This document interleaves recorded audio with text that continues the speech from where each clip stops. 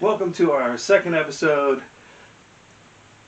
We've decided to call this show It's Not What You Think, because hopefully there's going to be some surprises and it ends up being not what you think. This is our second episode. We're calling it episode B. We're using letters A and B. Or is it double A? Double A like batteries. That's even better. So, we don't have any theme music yet. Otherwise, I'd say roll the theme music. So, we're just going to launch into 1,001 coffees. It's time for 1,001 coffees you should try. Today, here's our first coffee. We have Folgers Noir. It's a smoky midnight, 100% Arabic coffee. An intensely dark roast with a robust body and smoky finish. Okay, so I just poured myself a nice half cup, actually three quarters of a mug. I prefer to use white mugs. I have a black mug, and when I pour the coffee, it's really hard for these old eyes to see the liquid line until it's too late. So I'm dedicated to white mugs so I can see the liquid line.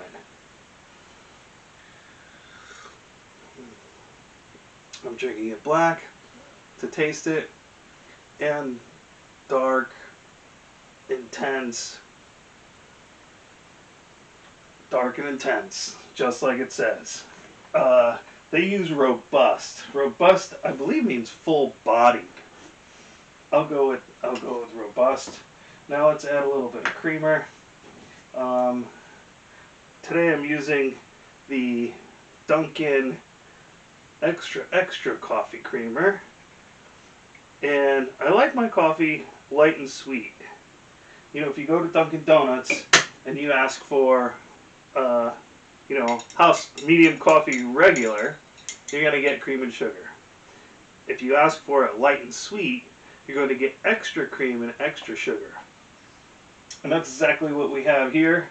We have the Dunkin' extra, so it'll be light and sweet. So we have our Folgers Smoky Midnight, light and sweet.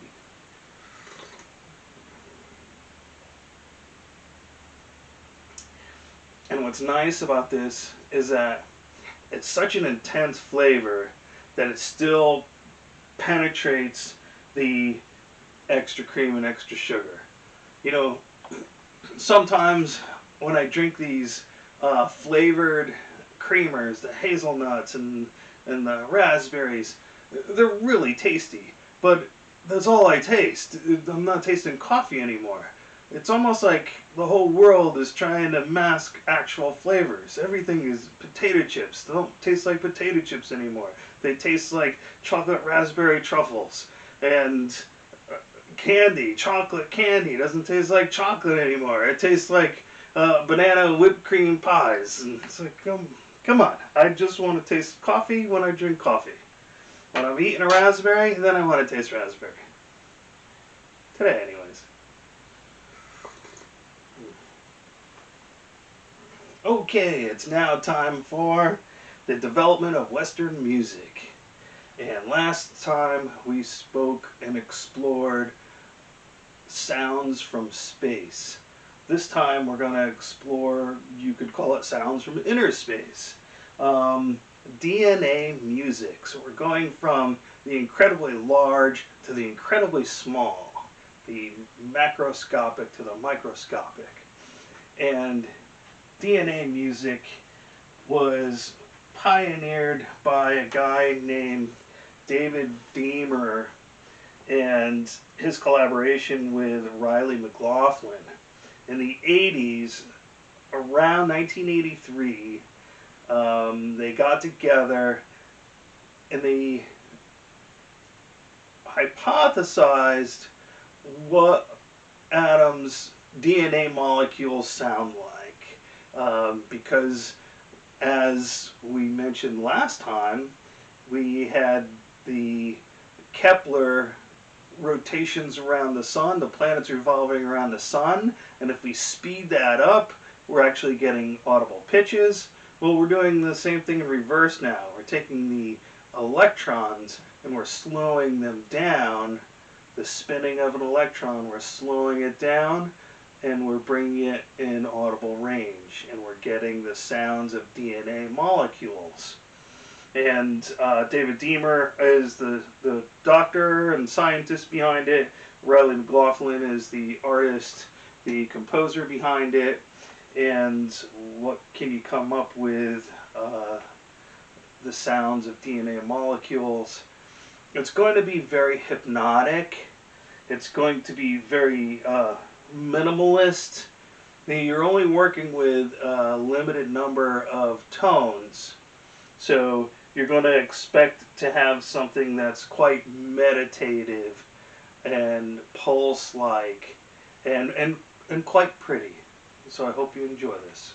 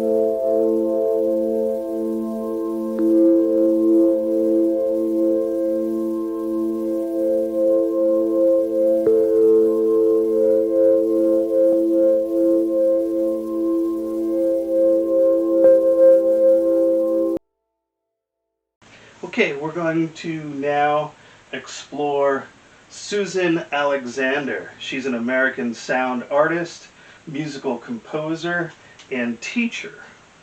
And we have here one of her CDs called Sequencia. And she explores DNA music. I believe she worked with David Deemer, Dr. David Deemer, who worked on the previous DNA music cassette. And listen to this. She's got something great. How do we get the sound of DNA? Imagine a base molecule, such as adenine, made up of clusters of atoms, oxygen, hydrogen, carbon, and nitrogen. These atoms are held together by bonds that are in constant motion. They jiggle, stretch, and bend at extremely high rates in the infrared light frequency range, slightly slower than what we see as color.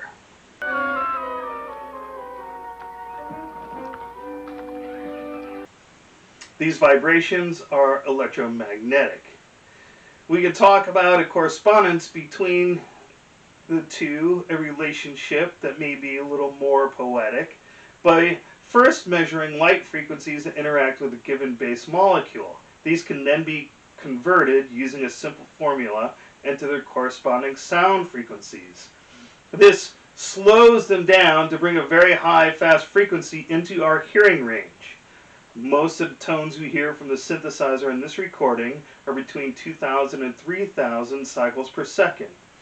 They have been lowered by 35 octaves from the original frequencies, about the same number of times planetary rotations have to be sped up to be heard as a tone. To me, that's incredible. So basically what she's saying is that in order to hear these sounds that she's calculated from the spinning molecules, she has to slow them down 35 octaves, which is the exact opposite of the planets, which you have to speed up 35 times in order to get them within hearing range. So the human being's auditory range is the exact midpoint between the gargantuan planets and the minuscule molecules. Isn't that incredible? And hopefully you'll find her music incredible. We're going to hear one of her tracks for the molecule adenine, which is one of the DNA proteins. And Susan Alexander is on synthesizer. And you're also going to hear a wonderful violinist, Wendy Reed.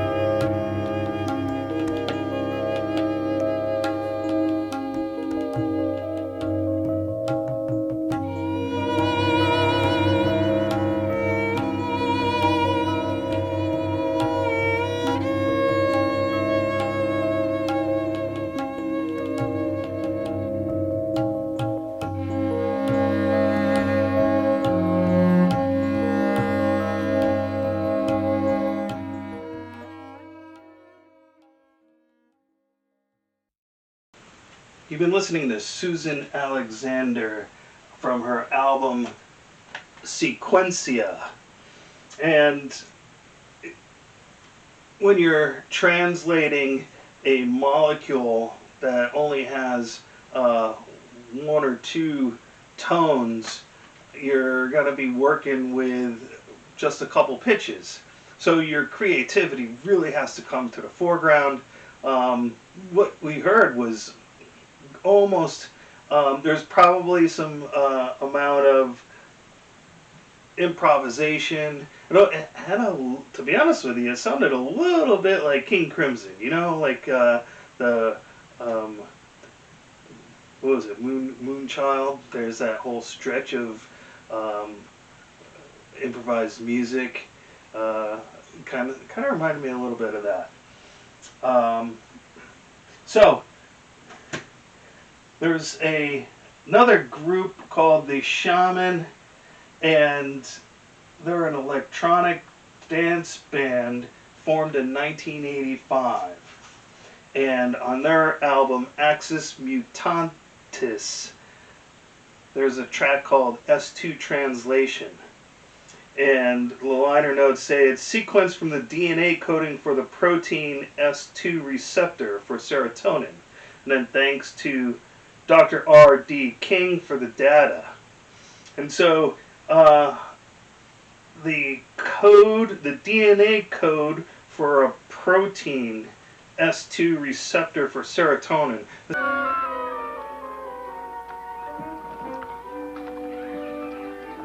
What Susan Alexander was doing, Susan Alexander was taking the actual sound of the oxygen, the hydrogen, the nitrogen, and the carbon, and how they relate to one another, and getting pitches and then playing with those pitches.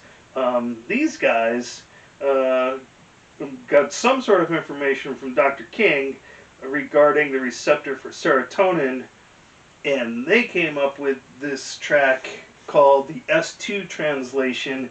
It's psychedelic, it's electronic, it's futuristic.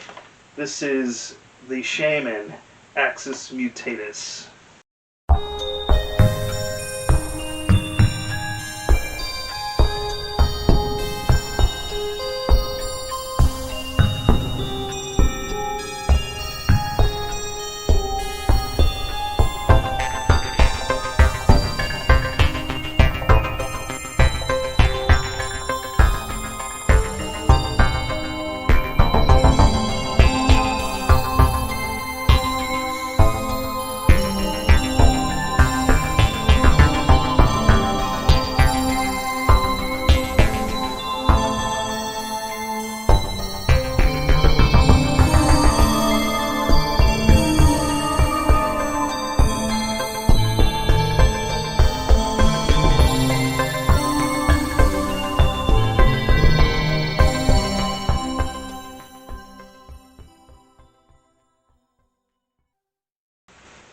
Okay, the last composer we're going to explore regarding DNA music is Stuart Mitchell. Stuart Mitchell is a UK pianist, producer, and composer. And he's dedicated a large portion of his career to exploring the sounds of DNA and how this can be utilized to compose um, music. And this one piece that we're going to listen to is called Ex Roma, and it's one of my favorites, and I hope it becomes one of your favorites too. It it would be like you would expect. There's a minimal amount of notes, and therefore it's got a minimalist feel to it. But he is a master at creating layer upon layer upon layer of texture and texture, and it's never boring. There's always something new happening. First, there's some synthesizers, and then there's a pulse, and then there's some drums, maybe they're kettle drums, percussion anyway, and he really gets some dynamic shifts going, and he makes something that seems simple really complex, and maybe that's what DNA is. It's something that's simple. It's only composed of 4 proteins, and it ends up turning into something complex like all life as we know it. So I hope this is one of your favorites. Check this out.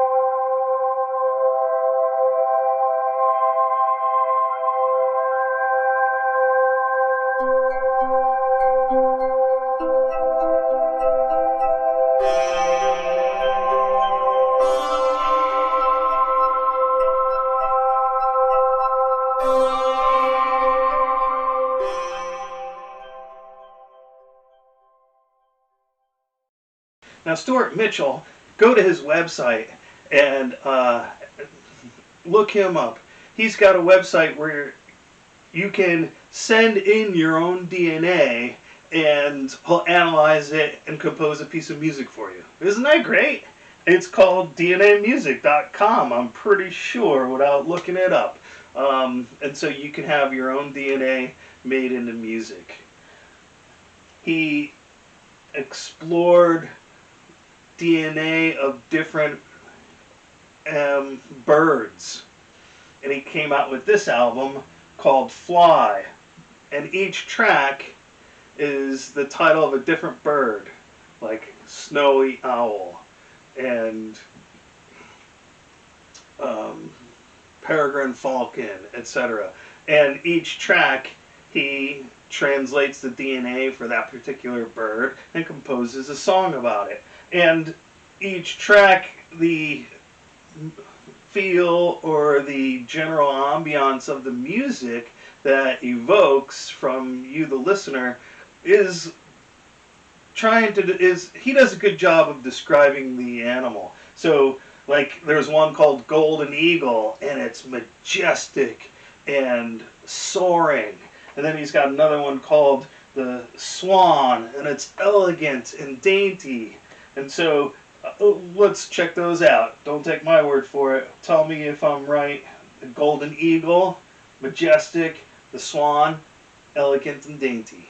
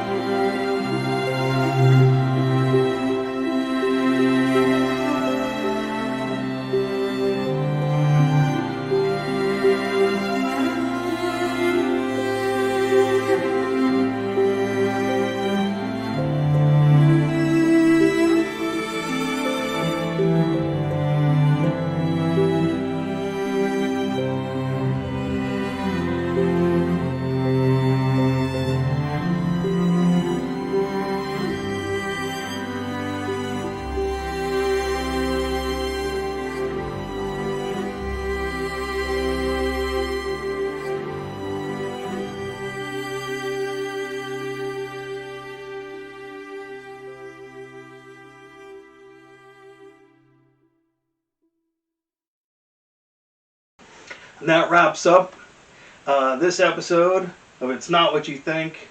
Hopefully we had a couple surprises, and hopefully next time we're going to have more surprises. So we'll see you again.